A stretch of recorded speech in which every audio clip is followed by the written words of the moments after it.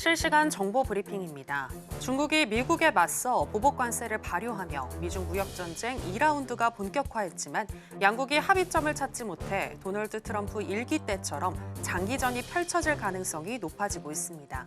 캐나다와 멕시코가 사실상 항복 선언을 한 것과 달리 중국은 트럼프 1기와 마찬가지로 미국과의 전쟁을 선포한 상태인데요. 전문가들은 앞서 2018년 7월 미국이 중국산 제품에 관세 폭탄을 퍼부으며 포문을 연 미중 1차 무역 전쟁이 2020년 1월 양측 합의 서명으로 약 18개월 만에 막을 내린 것을 감안할 때 협상 기간은 1기보다 늘어날 것으로 내다봤습니다. 한편 현지 시간 9일 트럼프 대통령은 미국으로 들어오는 어느 철강이든 25%의 관세를 부과받게 될 것이라고 발언했습니다. 미국의 시간당 평균 임금이 전월 대비 0.5% 상승하며 2024년 6월 이후 가장 높은 수준에 도달하고 미시건대가 집계한 소비자 심리지수가 연령, 소득, 정치 성향과 무관하게 전반적으로 하락하면서 인플레이션 우려가 되살아나고 있습니다. 미시건대의 조사는 캐나다와 멕시코에 25% 관세 부과가 예정됐던 2월 4일까지 진행이 됐으며 관세 우려로 1년 기대 인플레이션은 한 달 만에 3.3%에서 4.3%로 급등했습니다. 1월 고용 보고서를 확인한 시장은 미국 경제가 침체는 고사하고 둔화의 가능성조차 낮아졌다고 평가했습니다. 3개월 평균 비농업 고용은 23.7만 명으로 증가했는데 이는 노동시장의 균형이 아닌 확장을 가리키는 수치라는 반응입니다. 경기 민감 섹터의 고용도 반등하는 추세로 실업률의 경우 12월 4.1%에서 1월 4%로 낮아지고 경제활동 참가율도 0.1%포인트 오르는 등 하락세를 지속했기 때문입니다. 이와 관련해 전문가들은 관세가 인플레이션을 일시적으로 높이는 동시에 성장률을 낮추기 때문에 단기적으로는 정책 지표에 무게를 실어야 하지만 중기적으로는 고용 지표에 가중치를 둬야 한다고 조언했습니다. 연준이 미 의회에 반기 통화정책 보고서를 제출했습니다. 제롬 파월 연준 의장은 이를 토대로 11일과 12일 이틀간 진행되는 상하원 청문회에서 증언하게 되는데요. 보고서를 통해 연준은 인플레이션은 2023년에 현저히 둔화한 이후 작년에 더 완화했지만 여전히 연준의 목표인 2%보다 다소 높다고 평가했고 실업률은 작년 하반기에 비교적 낮은 수준으로 평탄화했다면서 실질 GDP는 소비자 지출 강세에 힘입어 작년에 견고하게 증가했다고 진단했습니다. 더불어서 연방 기금 금리의 목표 범위에 대한 추가 조정 범위와 시기를 고려할 때 유입 데이터와 전망 및 위험의 균형을 신중하게 평가할 것이라고 강조했습니다.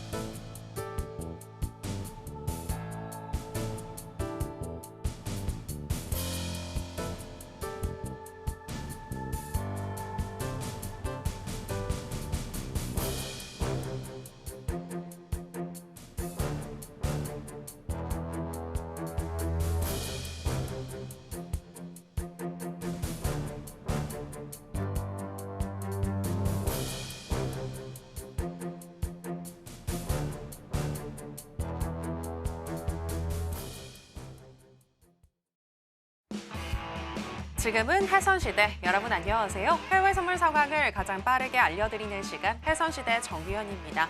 불확실성에 사로잡힌 미국 증시입니다. 지난주 금요일에 발표된 고용 보고서를 통해서 고용이 견조하다는 평가를 받고 있는 가운데 시간당 평균 임금이 이례적으로 또 상승을 했고 여기에 트럼프의 상호 관세 이야기까지 나오면서 높은 인플레이션에 대한 우려가 지속이 되고 있는데요. 여기에다가 오늘부터 중국의 또 대미 보복 관세까지 부과가 되면서 미중 무역 분쟁에 대한 우려도 높아지고 있습니다. 그런 가운데 이번 주에는 CPI와 PPI, 소매 판매 지표, 또 연준 파월 의장의 발언 등이 예정이 되어 있는데요. 여러 가지 불확실성 그리고 경제 지표들 속에서 우리는 어디에 집중을 해야 할지 저희 혜선시대가 짚어드리겠습니다. 그럼 혜선시대 오늘도 힘차게 출발해 보겠습니다.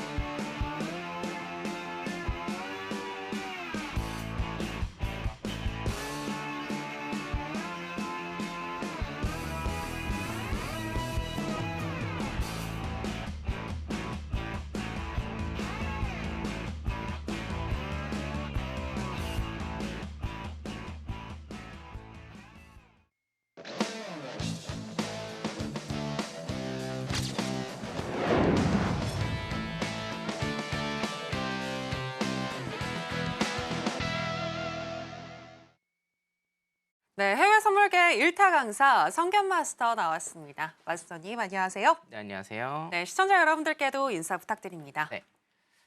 시청자 여러분 안녕하십니까? 성견 선생입니다. 벌써 2월이고요. 시장은 굉장히 아직도 조금 혼란스러운 면이 좀 남아 있는데 국내 선물 하시는 분들 그리고 현물 하시는 분들 특히나 코인 하시는 분들 걱정이 굉장히 좀 많을 거라고 봅니다. 우리는 하지만 선물을 하기 때문에 이런 장에서 제가 항상 말씀드리죠. 이런 장에서 큰 수익을 여러분들이 내실 수 있는 장이다. 매도장이 사실은 좀 빨리 왔으면 하는 저 개인적인 바람도 있는데요. 여러분들 현물 하시는 분들도 지금 조금 물려 계실 수도 있으나 시장을 정확하게 판단을 하시고 존버를 해야 되는 상황이 올 수도 있습니다. 그렇기 때문에 여러분들 거시적인 매크로적인 시장을 파악하시는 게 우선이다 생각하시면 되고요. 그 매크로적인 시장은 제가 여러분들한테 보여드리도록 하겠습니다. 자, 오늘은 물가 관련된 그 내용들을 제가 조금 많이 준비를 했습니다. 여러분들 찬찬히 제 강의 들으시면서 월요일 보내시면 될 것 같습니다. 잠시 후에 뵙도록 하겠습니다. 네, 기본적인 분석이든 기술적인 분석이든 다 잘 짚어주시는 우리의 해외 선물계 1타 강사 성견 마스터님이 되시겠는데요. 오늘 같은 경우에도 또 불확실성 중에서 우리가 어디에 집중을 해야 할지 잘 짚어주실 거고요. 특히 이번 주 같은 경우에는 여러 가지 경제 지표들이 발표가 될 텐데 우리가 가장 주목해서 봐야 할 부분은 어떤 부분인지에 대해서도 짚어주실 거니까 끝까지 채널 고정 부탁드리도록 하겠습니다.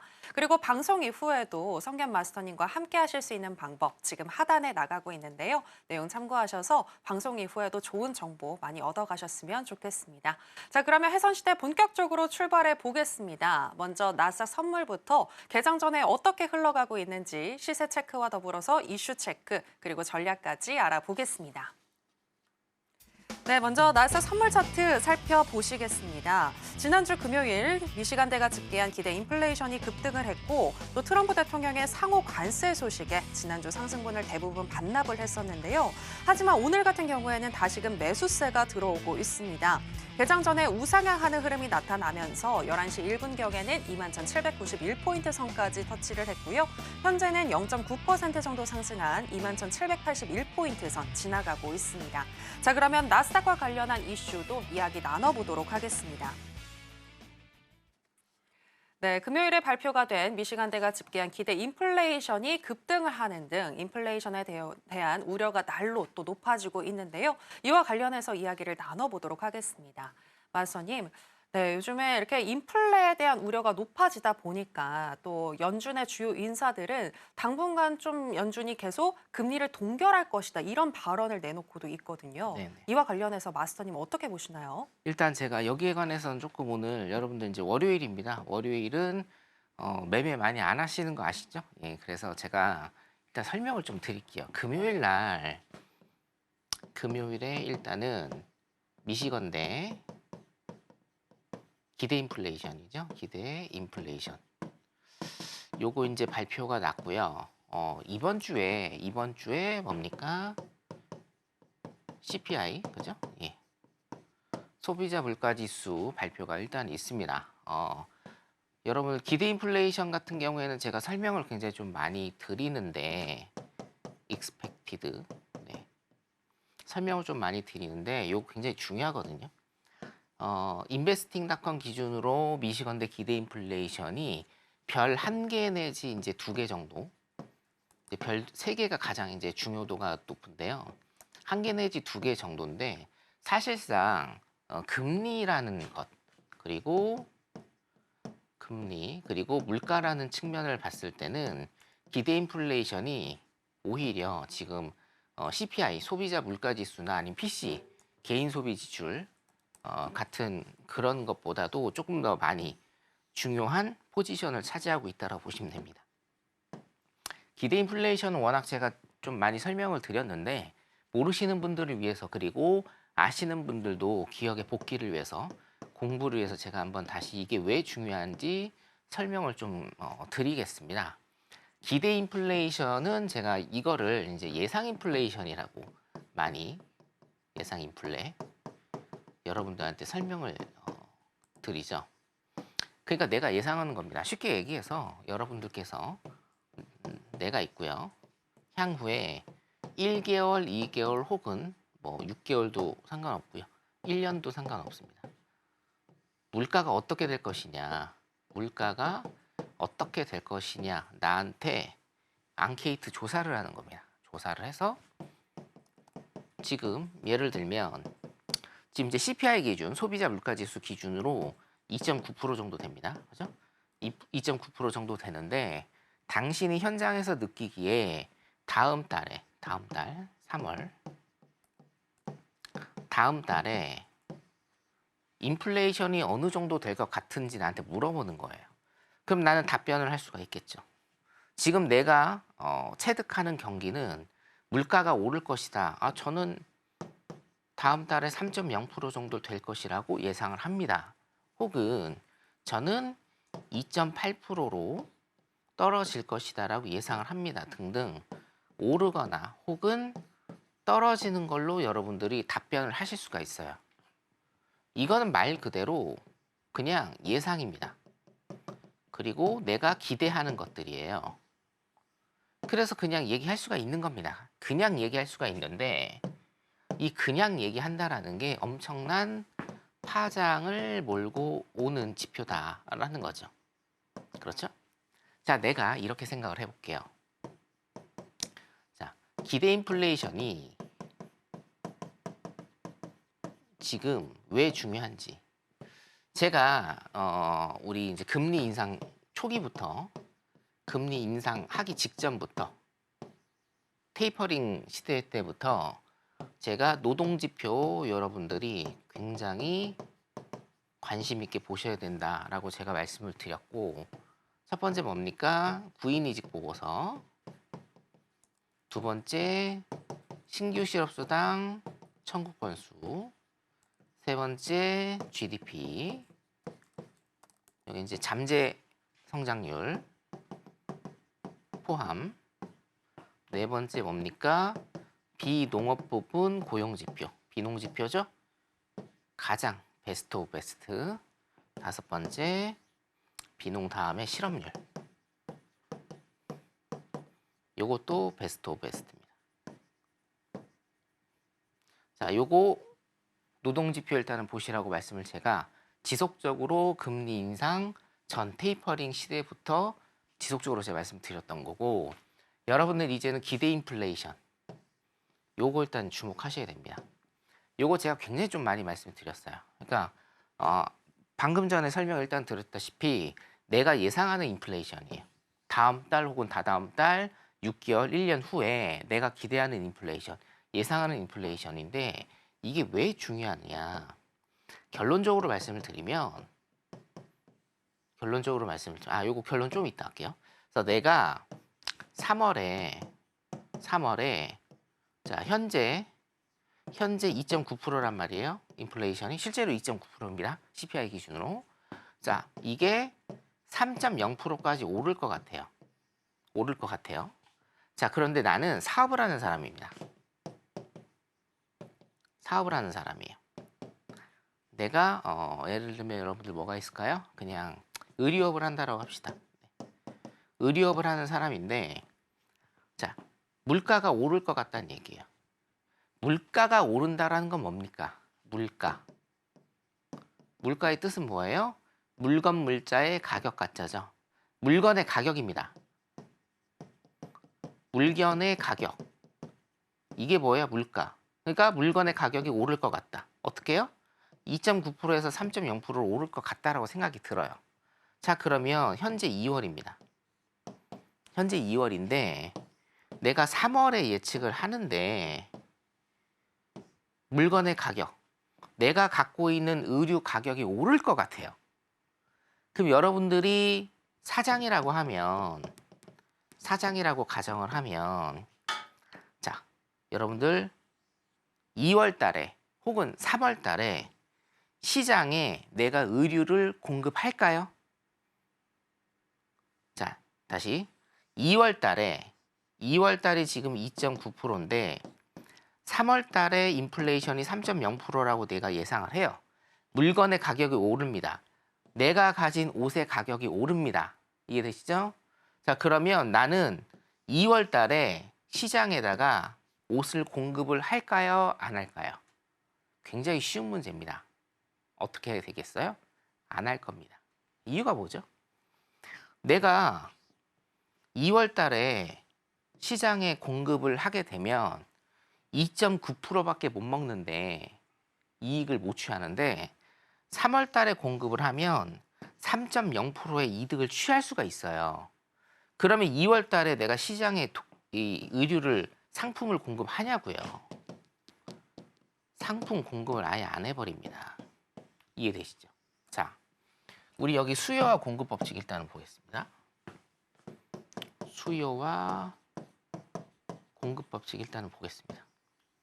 자, 여기에서 수요는 고정되어 있는 상태라고 치고 아까 그 예시에서 공급이 어떻게 돼요? 내가 공급을 2월 달에 의류 공급을 합니까? 안 합니까? 공급이 줄어들어요. 그렇죠? 자, 수요 공급 법칙에서 공급이 줄어들면 가격은 어떻게 돼요? 올라갑니다. 이해되세요? 자, 그러면 정리를 해볼게요. 자, 인플레이션이 3월에 어떻게 될 것 같습니다. 어떻게 될 것 같습니까? 라는 질문을 던졌는데 나는 현재 2.9%에서 3.0%로 이게 2월이고요. 이게 3월입니다. 2.9%에서 3.0%로 오를 것 같다라고 예상을 해요. 기대를 합니다. 자, 그런데 이게 현실적으로 지금 2월이잖아요. 그럼 3월에 3.0%로 오를지 안 오를지 모르죠. 이거는 말 그대로 예상이에요, 예상. 비현실입니다, 비현실. 현재 실현화되지 않은 비현실이에요. 근데 나는 어떤 행동을 취합니까, 여러분?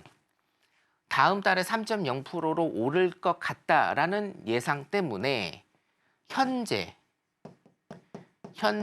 내 행동은 어떻게 됩니까?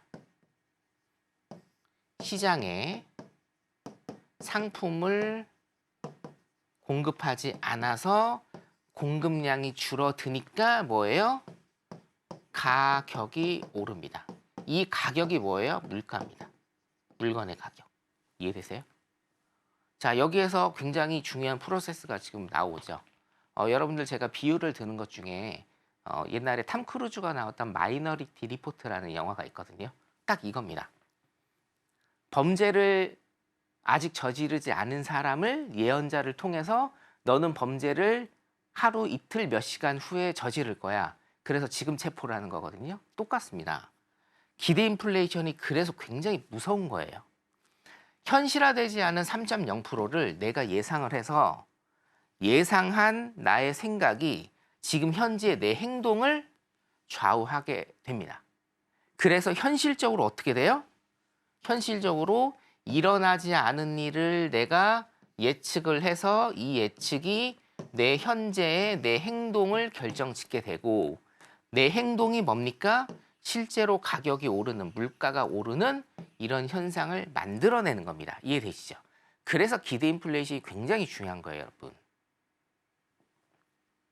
자, 그러면 지금 금요일에 기대 인플레가 높아졌다라는 건 뭐냐면 향후에 물가가 오른다라고 미국인들은 지금 생각을 하고 있는 겁니다. 그렇죠. 물가가 오른다고 생각을 하고 있는 거예요. 자, 현재 아직도 고금리입니다. 금리는 뭐 떨어질 생각을 하질 않고 있죠. 그 다음에 물가도 뭐예요? 하방 경직성을 이루면서 2.9%대를 유지하고 있고 이번 주에 소비자 물가지수 여러분들 지표 앵커님께서 말씀하셨다시피 CPI하고 생산자 물가지수 PPI가 있습니다. CPI하고 PPI 있죠? CPI하고 PPI가 있는데 요거 물가지수가 어떻게 됩니까? 하방 경직성을 나타내고 있어요. 자, 그러면 우리가 경기라는 측면에서 일단 보겠습니다. 경기라는 측면에서 미국의 경기라는 측면에서 자, 노동시장 한번 볼까요? 노동시장이 견고합니다. 자, 노동시장이 견고하다라는 얘기는 이거를 가격하고 비교를 해볼게요. 노동시장이 견고하다. 사람들이 지금 완전 고용 상태입니다. 자, 실업률이 4.0%예요, 지금. 미국 실업률이 3.0%. 미국 실업률이 4.0%란 얘기는 완전 고용 상태다. 완전 고용 상태다. 완전 고용 상태가 무슨 상태입니까? 내가 일을 하고 싶으면 일을 다 한다라는 상태예요. 자, 노동시장이 견고하다라는 건 뭐냐? 노동의 임금이라고 칭할게요. 임금이 안정화돼 있는 겁니다. 안정화. 임금이 안정화돼 있다는 건 뭐예요? 누구나가 다 일을 하면서 돈을 벌고 있다라는 겁니다. 자, 그러면 여기에서 통화량이 늘어날 위험이 있죠. 우리가 이제 평균 이게 이제 전문 용어인데 요건 M2라고 일단 표현을 하는데요. 통화량이 일단 늘어날 가능성이 견고하다라는 거예요. 자, 그러면 통화량이 늘어가면 어떻게 됩니까? 물가가 뭐예요? 물건의 가격이 오르면서 화폐의 가치가 떨어지고 통화량이 늘어나는 겁니다. 요게 이렇게 쌤쌤이란 얘기입니다. 그럼 어떻게 됩니까? 지금 현재 노동시장이 견고하기 때문에 노동시장이 견고하다는 건 뭐예요? 물가가 더 오를 수 있는 기폭제가 될 수 있다는 거죠. 그렇죠? 자, 금리 인하는 경기라는 측면에서 언제 하는 겁니까? 경기가 안 좋을 때 하는 거다. 경기가 안 좋을 때 통화량을 늘려서 사람들이 소비를 더 많이 할 수 있게끔 만들어서 경기 활성화가 되게 하는 게 금리 인하의 목표거든요. 근데 지금 보세요. 통화량이 일단은 충분하고 물가가 더 오를 수 있는 이런 노동시장의 견고함이 금리 인하를 막는 겁니다, 여러분. 그래서 금리 인하를 막는 것뿐만 아니고 어떻게 돼요? 물가를 지금 2.0%의 하방 경직성을 유지하고 있죠. 더 이상 떨어지지 않는다는 얘기예요, 지금. 자, 그러면 페드는 무조건 2.0%에 맞춰야 돼요. 어떻게 됩니까? 금리 인하가 아니라 지금 뭐예요? 금리 인상도 할 수가 있는 시기다. 근데 지금 금리 인상해야 못해요. 금리 인하 합니까? 못합니까? 지금 못해요. 물가가 또 오를 수 있어요. 금리 인상해요? 못해요? 못해요. 왜요? 아직 금리가 굉장히 높아요. 그러니까 이도 저도 못하는 겁니다. 그래서 뭐예요?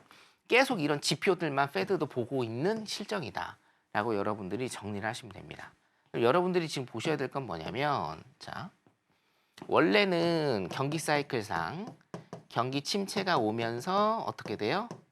통화량 조정을 통해서 금리를 인하시키면서 통화량을 늘리고 여기에서 뭡니까? 경기 회복 사이클을 만들어야 되는데 지금 경기 침체 혹은 경기 하락이 아직 안 왔어요. 왜요? 노동시장이 견고하기 때문에. 노동시장이 견고하니까 경기 침체나 경기 하락이 안 오죠. 그럼 금리 인하 못하고 금리 인하 못하니까 통화량이 늘 수 없고 경기 회복이 안 되는 겁니다. 이게 지금 현재 미국의 상황. 그래서 미국은 실질적으로 지금 금리 인하도 못하고 있고요. 금리 인상도 못하는 이런 상황에 직면해 있다. 자, 이거를 정치적인 이슈로 플러스 알파를 좀 시켜보면 지금 트럼프가 파월한테 요구를 한 게 있죠. 뭐 요구했습니까? 금리 인하라고 요구했습니다. 여기에서 금리 인하해버리면 물가가 더 오르게 되죠. 자, 그럼 뭡니까? 제가 말씀드리는 고금리. 요거는 여러분 2년, 3년 전 제 영상 찾아보시면 다 나옵니다. 고금리 플러스 고물가에 뭐라고 제가 말씀드렸어요? 고착화. 굉장히 안 좋아지는 고착화. 그냥 굳어버리는 거예요. 고금리, 고물가에 고착화. 그냥 그대로 쭉 가는 겁니다. 그러니까 지금 미국의 상황은요, 여러분. 경기가 좋으냐, 나쁘냐를 따질 수 있는 그런 상황이 아니에요. 모든 경기는 제가 항상 말씀드리는 사이클에 의해서 경기가 가야 됩니다.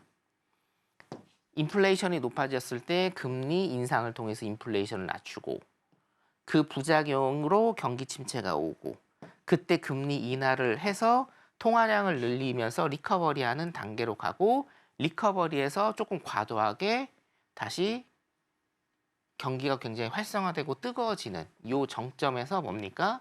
금리 인상을 통해서 다시 인플레이션을 시켜주고 침체 오고 리커버리 하는 이런 일련의 과정들이 경기 사이클의 모든 것이고 이게 지금 돼야 돼요. 근데 지금 2번에서 막혀 있는 거예요. 2번에서. 금리 인상도 지금 안 되고 금리 인하도 지금 못하는 완전 여기에서 막혀 있는 미국 경제다라고 여러분들이 생각하시면 됩니다. 자, 그러면 트럼프가 파월한테 금리 인하라고 했습니다. 인하. 그럼 어떻게 됩니까? 물가 더 오르죠?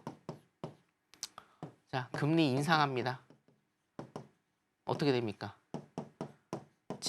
지금도 고금리인데 금리 무지하게 많이 오릅니다. 기업에 굉장히 부담이 될 겁니다.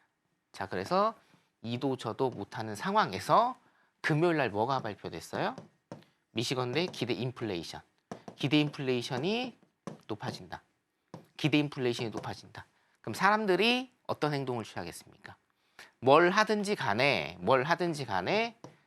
안 내놓는다. 그리고 사재기할 수 있다. 이해되시죠? 그 다음에 물가가 높아지니까 돈을 안 쓰는 거예요. 돈 안 쓰니까 아까 요약에서 뭐라고 나왔어요? 기사에 소비가 안 될 수가 있다는 거예요. 오히려. 예? 오히려. 그러니까 이 사재기를 여러분들이 이 사재기란 개념을 잘 아셔야 되는데 사재기는 뭐를 사재기하는 겁니까? 필수품이에요. 필수품. 우리가 인간으로서 살아가는 데 있어서 가장 필요한 필수품을 사는 거고 경기 활성화에 대한 소비는 뭐냐면 사치품을 사는 겁니다. 여러분, 사치품. 이게 경기 활성화에 의한 소비예요. 그러니까 뭡니까? 지금 인플레이션이 높아진, 기대 인플레이션이 높아진다. 사람들이 다음 달이나 다다음 달 혹은 내년에 물가가 더 오를 것을 예상해서 사재기만 해대끼는 거예요. 그리고 뭡니까? 사치품을 쓰지 않는 거죠. 그러니까 뭐예요? 결론적으로는 소비가 줄어드는 겁니다. 소비가 줄어들면 통화량이 적어지죠? 경기가 안 좋아지는 겁니다. 이게 경기 사이클에서 운영되는 게 아니고 지금 앞으로 가지도 못하고 뒤로 가지도 못하는 굉장히 위험한 상황이다.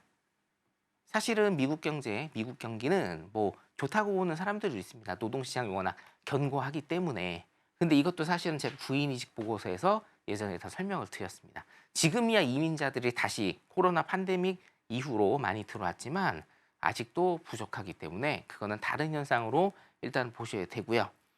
여기서는 금요일에 대한 기대 인플레이션을 통해서 지금 미국의 경기 상황이 어떤지에 대해서 제가 일단은 좀 짚어드렸고 나스닥 차트 조금 보면서 나스닥 기술적 분석과 이제 조금 있다가 우리 11시 반에 본장 개장하면서 자리에 있는지 한 번 더 체크해 드리도록 하겠습니다.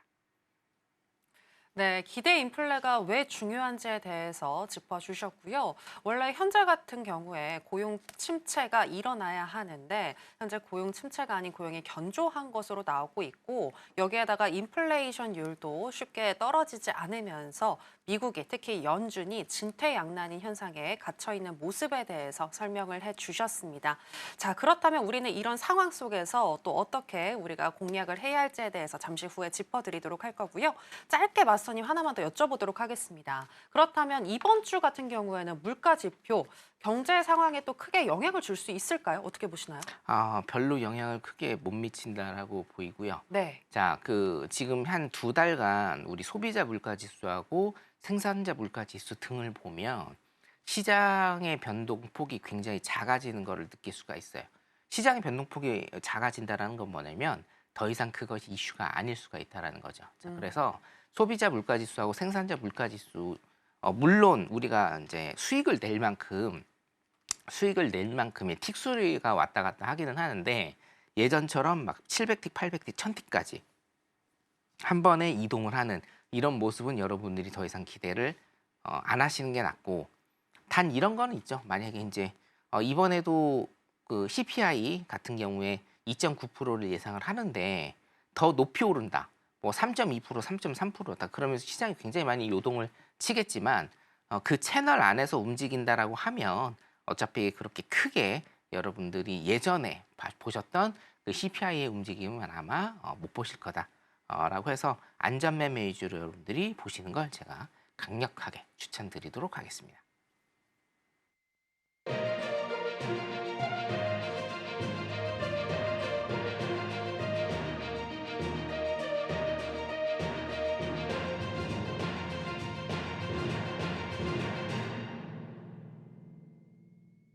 네, 우리 시간으로 11시 30분 미국 증시가 개장했습니다. 오늘 뉴욕의 주요 3대 지수 모두 다 상승으로 출발을 했는데요. 그렇다면 우리는 어떤 전략 가지고 가야 할지 잠시 후에 바로 짚어드리겠습니다.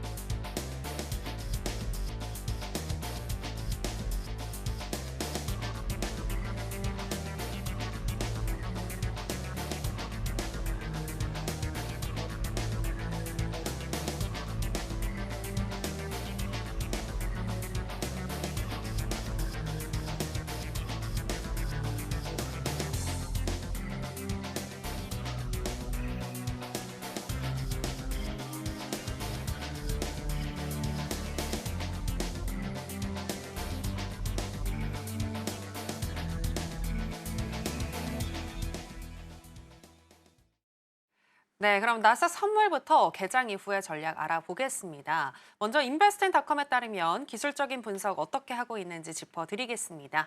나스닥 선물 일간 기준으로는 매수 사인을 주고 있습니다. 12개 지표들 중에서 4개의 지표가 매수를 가리키고 있고요. 시간당으로 해서 봤을 때에는 8개의 지표가 매도를 가리키고 있는데요. RSI와 MACD, ADX, CCI, 하이로스, 오실레이터, ROC, 그리고 브랜베어 파워, 지금 이 지표까지 총 8개의 지표가 매도를 가리키고 있습니다.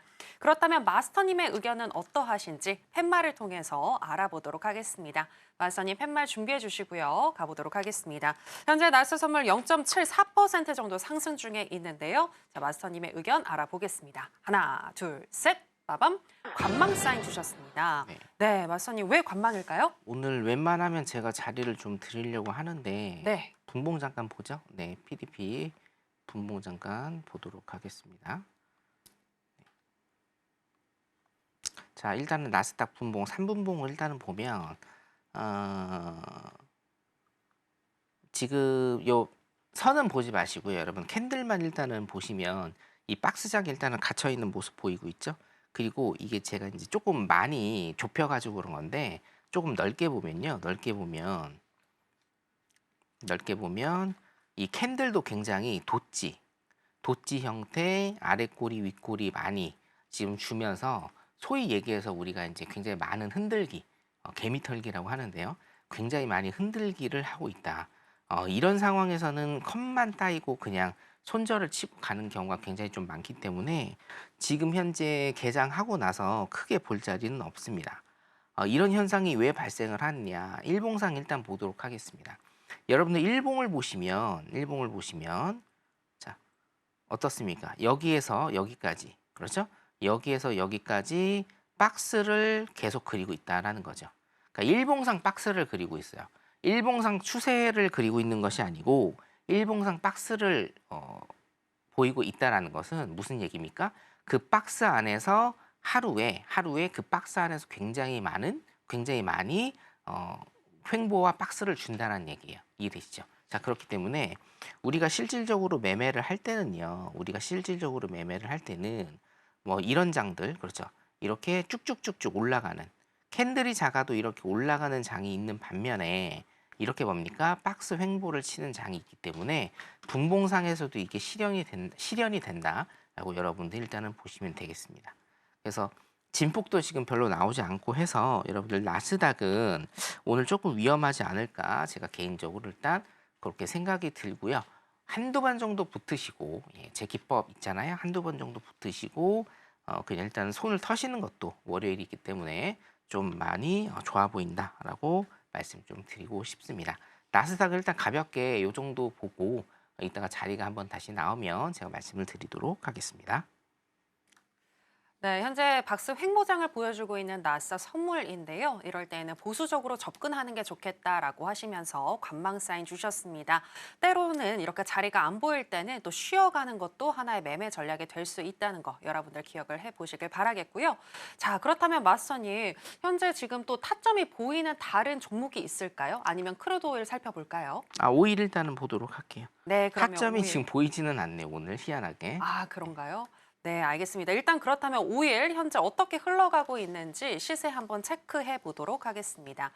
네, 차트를 통해서 한번 보도록 하겠습니다. 크루드오일 선물 차트 만나보실 텐데요. 3주가량 트럼프 대통령의 에너지 정책 등으로 우하향하는 기조 이어지고 있는 가운데 오늘 같은 경우에는 중국이 미국에 대한 보복 관세를 시행하면서 유가는 상승 압력을 받고 있습니다. 현재 1.4% 넘는 상승세를 보여주고 있는데요. 11시 22분경에는 72.7달러가 까지 터치를 했고요. 그 이후에 횡보하는 장세 이어지면서 현재는 1.39% 정도 상승한 72달러 선 지나가고 있습니다. 자, 그러면 이제 전략도 한번 알아보도록 하겠습니다. 네, 인베스팅닷컴에 따르면 크루드 오일 현재 어떻게 분석하고 있는지 알아보도록 하겠습니다. 일간 기준으로는 현재 적극 매도 사인을 주고 있습니다. 12개 지표들 중에서 7개의 지표가 매도를 가리키고 있고요. 시간당으로 해서 봤을 때에는 9개의 지표가 매수를 가리키고 있는데요. RSI와 스토캐스틱, MACD, ADX, CCI, 하이로스, 오실레이터, ROC, 브랜베어 파워 지금 이 지표들이 매수를 가리키고 있습니다. 그렇다면 마스터님의 의견은 어떠하신지 알아보도록 하겠습니다. 마스터님 팻말 준비해 주시고요. 하나, 둘, 셋, 빠밤. 관망 사인 주셨습니다. 네, 아까 타점이 안 보인다라는 말씀하셨는데 그래서 관망일까요? 예, 아직도 안 보이고요. 네. 자, 잠깐 조금 보도록 할게요. 네. 자, 일단 일봉을 좀 보도록 하겠습니다. 일봉은 제가 지금 체크를 몇 개를 해뒀는데, 자, 여기입니다. 70.20달러, 70.20달러에서 73.20달러, 예, 70.20에서 73.20, 300틱에서 일단은 조금 많이 머물러 있는 모습을 계속적으로 일단은 보이고 있습니다. 그렇기 때문에 여러분들 지금 박스장이다라고 일단 보시면 돼요. 박스장. 분봉 같은 경우에도 지금 보면요. 우리가 이 PDP 잠깐 볼까요? 이건 제가 좀 설명을 드릴게요. 기술적인 거니까 설명을 좀 드리면 우리가 이제 피해야 될 장이 있거든요. 피해야 될 장. 자, 첫 번째 제가 세 가지 말씀드릴게요. 지금 이제 세 가지 다 할 수 있는지 모르겠는데 첫 번째 캔들 작을 때. 캔들이 작을 때. 자, 캔들이 작다라는 건 무슨 뜻일까요, 여러분? 진폭이 안 나온다라는 겁니다. 진폭이 없다. 자, 우리가 수익 내려면 진폭이 있어야 되겠죠. 굉장히 많이 추세를 가려면 봉이 이제 깁니다. 그렇죠? 근데 캔들이 작을 때는 뭐예요? 진폭이 없기 때문에 여기에서 우리가 나온 이제 전문 용어가 기도매매죠. 기도매매. 내가 매수 들어갔으면 올라라. 매도 들어갔으면 내려라. 자, 두 번째는 뭡니까? 윗꼬리와 아래 꼬리가 길면 안 됩니다. 윗꼬리와 아래 꼬리가 길어버리면 이것도 뭐예요? 굉장히 많이 흔든다라는 얘기입니다. 그래서 컷만 따이고 갈 가능성이 굉장히 많다. 자, 세 번째는 뭡니까, 여러분? 세 번째. 자, 음봉과 양봉이 섞여 나오는데 자, 예를 들어서 양봉이 나오면 이 양봉을 음봉이 잡아먹고요. 자, 음봉이 나오면 양봉이 이 음봉을 잡아먹는 겁니다. 이해 잘 안 되시죠? 이런 거예요. 자, 음봉이 나왔습니다. 추세를 가려면 음봉이 쭉 계속해서 떨어져야 되죠. 여기에서부터 음봉 나왔습니다. 그죠? 음봉이 1, 2, 3, 세 개가 나왔습니다. 추세 가려면 어떻게 돼요? 음봉이 다시 쭉 나오면서 떨어져야 되는데 여기에서 어떻게 됐어요? 양봉이 다 잡아먹은 겁니다. 자, 음봉이 나왔는데 양봉이 다 잡아먹은 거예요. 음봉이 나왔는데 여기에서 긴 장대 음봉이 나왔는데 뭡니까? 양봉이 지금 거의 80% 90% 다 잡아먹었죠. 이해되시죠? 자, 음봉이 나왔습니다. 음봉이 나오는데 그 옆에 음봉이 나왔으면 추세를 가려면 음봉이 계속적으로 떨어져야 되죠. 근데 어떻게 됩니까? 양봉이 붙어서 이 음봉 캔들보다 더 높이 음봉 캔들을 잡아먹은 겁니다. 이해되세요? 이거는 결론적으로 자, 첫 번째 다시 캔들이 작을 때는 진폭이 없는 거다. 기도매매밖에 없다. 두 번째, 윗꼬리 아랫꼬리가 길면 여러분들이 매매 피하셔야 된다. 컷만 따이고 그냥 갈 가능성이 농후하다. 세 번째 뭡니까? 음봉이든 양봉이든 추세를 가려면 장대 혹은 캔들이 쭉 이렇게 가는 모습을 보여야 되는데 뭐예요? 음봉과 양봉이 섞여 있을 때 구체적으로는 양봉이 나왔는데 그 다음에 음봉이 양봉을 다 잡아먹는 이런 형태. 음봉이 나왔는데 다음 양봉이 이 음봉의 가격을 다 잡아먹는 상태. 이런 상태는 여러분들께서 굉장히 횡보와 박스장이 될 가능성이 굉장히 많기 때문에 매매를 조금 피하시는 구간이어야 된다라는 겁니다. 자, 아까도 분봉상 보시면 지금 5일 분봉상 보시면 뭡니까? 윗꼬리와 아랫꼬리가 굉장히 긴 상태. 캔들이 작은 상태. 그렇죠? 양봉과 음봉이 섞여 있으면서 각자의 캔들, 상대편의 캔들을 다 잡아먹는 상태가 지금 쭉 유지가 된다. 그래서 5일 같은 경우에는 이런 요건들이 지금 충족을 하고 있죠. 여기서도 제가 말씀드리는 순간에 꼬리들이 굉장히 좀 긴 거 여러분들이 보이실 겁니다. 그래서 이런 거 일단은 체크를 좀 하시면 될 것 같고요. 내일 또 제가 화요일 날이죠. 제가 오늘 강의 열중하느라고 말씀을 못 드렸는데 화요일 날 제가 매주 화요일 날 공개 방송하지 않습니까? 공개 방송에 들어오시면 이런저런 제가 매매에 대한 스킬, 기술적 분석과 기본적 분석에 대한 스킬 말씀을 드리고 있으니까 많이 오셔서 내일 오전 10시 10분부터 시작합니다. 내일 오전 10시 10분과 밤 10시 10분에 시작하니까 두 타임 중에 한 타임만 여러분들이 들어오셔도 이런 사항들 많이 알아가실 수 있을 것 같습니다. 5일 일단 이렇게 가볍게 보도록 하겠습니다. 네, 네이리스 무료 공개 방송 잊지 마시길 바라겠고요. 오늘도 또 매매 스킬을 하나 알려주셨는데요. 이렇게 위아래 꼬리가 길게 또 짧은 봉들이 연속적으로 추세를 만들지 못하고 나오게 된다면 이럴 때에는 매매를 좀 쉬어가는 게 좋겠다라는 팁을 또 전해주셨습니다. 자, 그럼 계속해서 금 선물 현재 시세 한번 살펴보도록 하겠습니다. 차트를 통해서 만나보시죠. 네, 금 선물 차트 만나보겠습니다. 미중 관세 전쟁 속에서 경제적인 불확실성이 커지자 안전자산인 금은 오름세를 이어나가고 있는데요. 오늘도 우리 시간으로 10시 20분경 2,937달러 선까지 터치를 하면서 또 사상 최고치를 경신했습니다. 그리고 우하향을 하다가 다시금 또 힘을 내면서 11시 40분경에는 2,932달러 선까지 터치를 했고요. 현재도 1.5% 정도 상승한 2,930달러 선 지나가고 있습니다. 자, 그러면 바로 전략도 알아보도록 하겠습니다. 네, 인베스팅닷컴에 따르면은 현재 금 선물 일간 기준으로는 적극 매수 사인을 주고 있고요. 시간당으로는 매수 사인을 주고 있습니다. 12개 지표들 중에서 5개의 지표가 현재 시간당으로 매수를 가리키고 있는데요. MACD와 CCI, 하이로스, ROC, 브랜베어 파워 지표가 지금 매수를 가리키고 있습니다. 그렇다면 마스터님의 의견도 팻말을 통해서 알아보겠습니다. 하나, 둘, 셋, 빠밤, 매수 사인 주셨습니다. 오늘은 네. 골드 같은 경우에는 당연히 일단은 매수일 것 같고요. 예. 차트 잠깐 보도록 하겠습니다. 여기는요. 요것도 PDP 잠깐 볼까요? 네. 자, 여기는요. 제가 이제 파란색 그어 드렸는데 뭡니까? 횡보 박스예요. 일봉입니다, 여러분. 횡보 박스입니다. 횡보 박스 굉장히 좀 많이 길었죠. 그 다음에 뭡니까? 5일선. 이게 5일선이고요. 5일선, 21선 이렇게 보면요.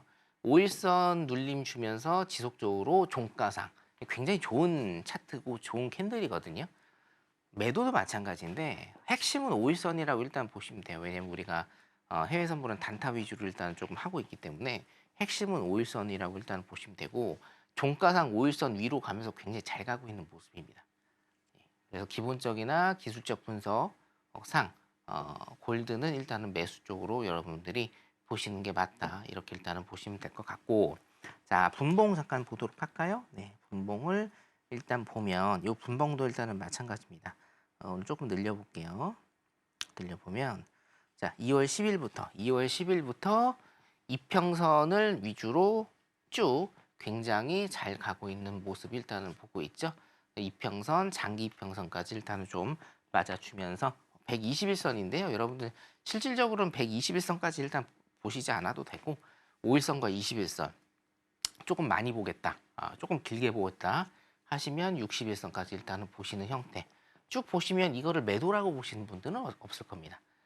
우리가 해외 선물에서 가장 중요한 두 가지, 내일 오전에 공개 방송에서도 제가 말씀드릴 테지만 첫 번째 방향, 5일선과 21선을 활용한 매수 쪽이냐 매도 쪽이냐 여러분 설정하시고, 그 다음에 뭡니까? 성견 차트 기법, 성견 기법을 통해서 타점만 여러분들이 정확하게 짚어내시는 훈련을 하시면 될 것 같습니다.